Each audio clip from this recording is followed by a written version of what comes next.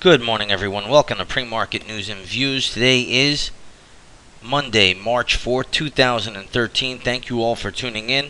There's a lot to cover, so we're going to jump right into the charts here. We'll start off with the usual S&P 500 E-mini futures, and you'll see that the futures are really just trading down about a point and a quarter, point and a half at the moment, right to around the 15.15 level per contract. So once again, futures are not really showing any real negative effects this morning, holding basically along the flat line, maybe just a little bit underneath fair value this morning before we get started. It is 8:29 a.m., so there is a full hour before the market will open, but nonetheless, the futures are holding steady this morning, down about a point and a half.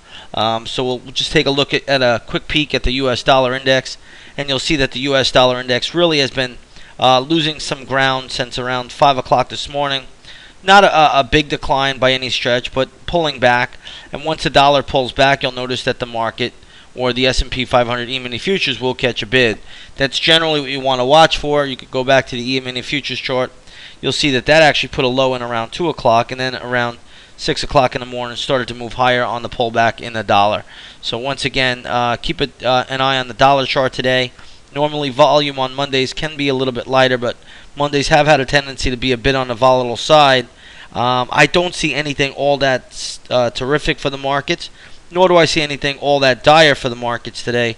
But we'll have to just take it one step at a time. There's a few things to talk about going on geopolitically. One, last night, before we even get into the European markets, we want to talk about the Asian markets. The Shanghai index was down about 3.6% last night. That is a big decline.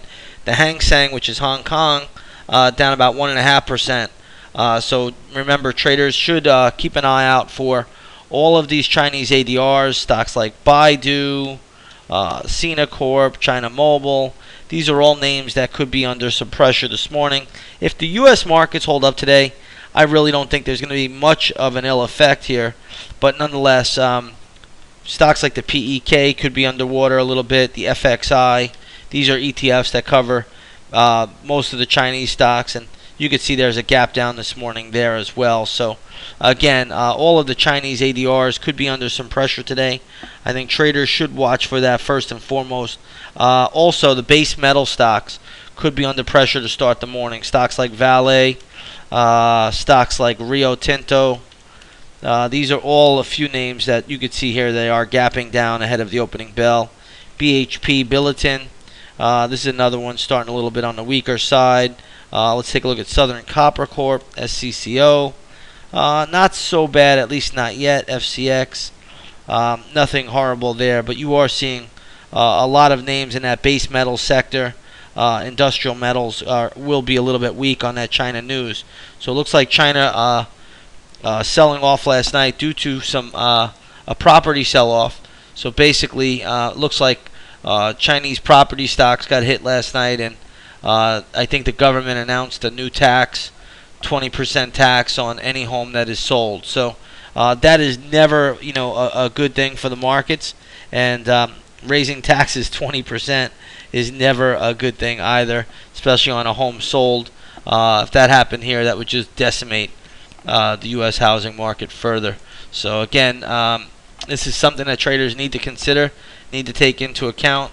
But again, Shanghai was sold off pretty sharply last night, and that is not, anytime you raise taxes like that, that is not beneficial to the markets. All right, let's take a look at a few other things out here. The European markets this morning are basically a little bit on the weaker side for the most part. You do have the German DAX, which is the most important index out here in Europe, down about 0.3%. CAC 40 is actually up 0.2%. Italy is down about 0.5%. And the Spanish market, the IBEX 35, that is up 0.6%. Now England, the London market, is down about 0.3%. But remember, England can print their own money, even though they will trade much in line with the rest of Europe. They can print their own money, and that is a big difference there. So we're not going to make too much out of these European markets, at least not yet, ahead of the opening bell. But Italy is always a wild card, especially after their recent election. It looks like more people in Italy are favoring the possibility of leaving the euro and going back to the lira. I think that's pretty smart, but nonetheless, we'll see how it plays out. Seems like these European unions just don't want anybody to defect or break off, and they'll just keep bailing it out. So whatever it is, we'll trade it accordingly. That's why we use charts, and we don't really care so much about the news. But it does look like Italy is looking to leave the euro. At least the people are leaning that way. Let's take a look here at oil this morning. Oil this morning is trading higher by 21 cents. So you're getting a little bit of a facelift there. Let's take a look at the USO. The USO is trading a little bit higher, right around $32.67. The US did close at $32.74. So not really much of a change from Friday's close, but you can see over since this morning it has been trickling higher. I don't see a lot here for oil. The USO still has a little bit of support around 32.20. If it trades down there, more support around 31.50. So traders should keep those levels on watch, 32.20 and then all the way down to 31.50. Let's take a look here at gold this morning. Gold looks like it is catching a little bit of a bid, up $6 to $1,578 an ounce. So gold is catching a little bit of a bid.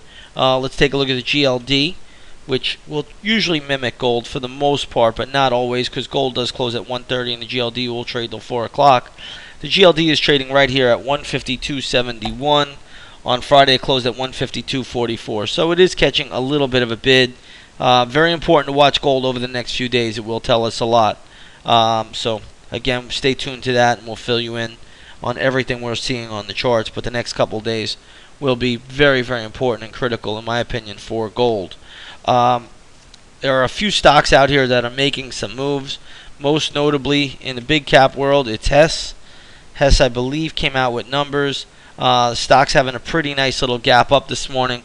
We'll see where that goes. Those of you in the chat room, I do have some gap levels on about 4 or 5 different plays this morning before the opening bell. So we'll have some gap action in the morning.